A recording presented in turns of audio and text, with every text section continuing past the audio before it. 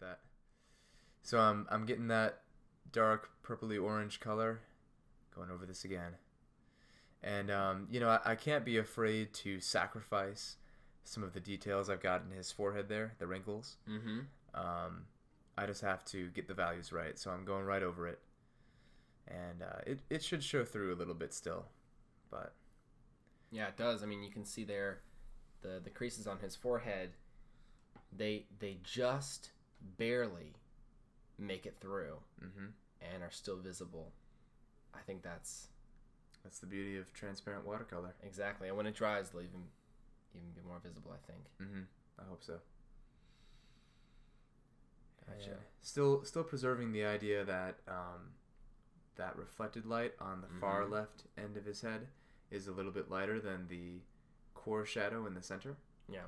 So I'm keeping that a little bit more orange, a little bit lighter, but the whole thing still needs to be a step down in terms of value for sure. Gotcha. Using my favorite brush, 1/2-inch flat brush. Let's talk a little bit about materials here at this stage. Sure. Because we're finishing up. We're kind of working through the last little bit here. Let's just go broad here. What are your thoughts on the quality of your materials? What materials you should be using? Just touch on all of it.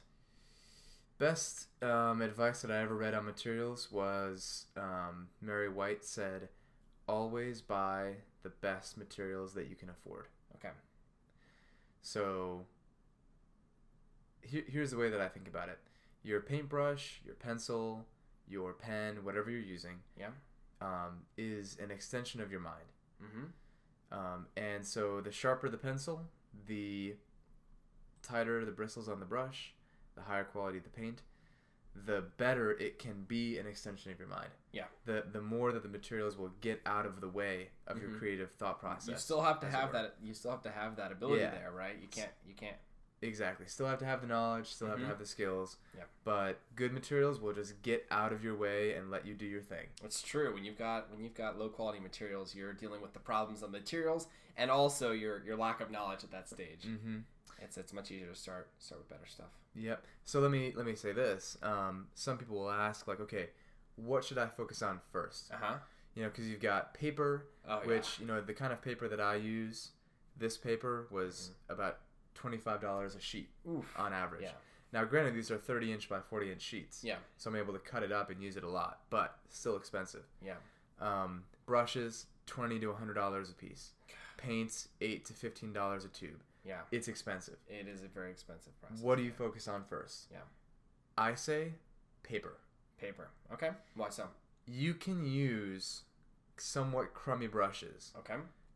You may have to replace them sooner. They'll start to fray, but you can use them. Even paints, you'll struggle if it's a low quality pigment. Yeah. So you want at least medium quality, if not the highest. Okay.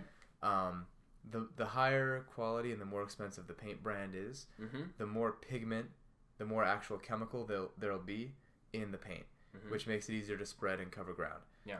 But even then, you can use the crappy stuff. Yeah. If you use bad paper, God save you. God help your soul.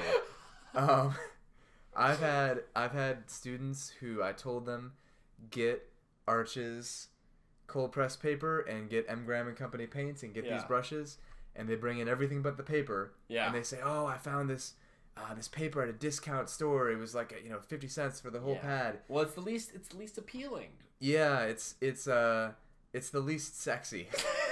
Nobody goes and buys paper and thinks, "Oh yeah, this is gonna make my career." But then they'll do the exact same technique that I'm showing them. Yeah. And it doesn't come out the same. It's true. Yeah. And I'll even say, what's going on over here, man? And I'll try it on their paper, and I can't make it work. Yeah. So get the good stuff with paper. Stuff, yeah. Get a watercolor block, 140-pound Arches cold pressed paper. Yep. Or Kilimanjaro is another good brand, although I use Arches. Important to note that we're not sponsored by them. Yeah, we're not. However, we would love to be sponsored by them. Yes, if anyone from Arches sees this, we are easily corruptible and willing to accept money. But it is just the best. It's the best stuff. It's the best stuff, yeah.